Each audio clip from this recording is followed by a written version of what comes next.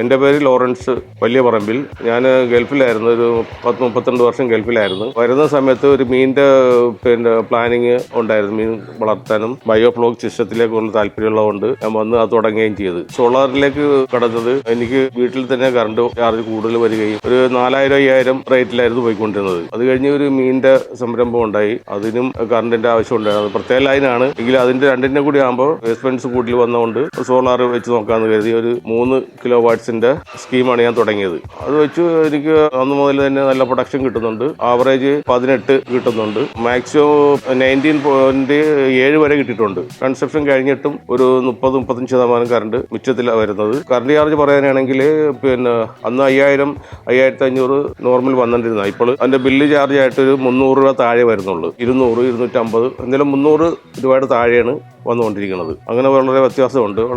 അതുകൊണ്ട് വളരെ ബെനിഫിറ്റ് ഉണ്ട്.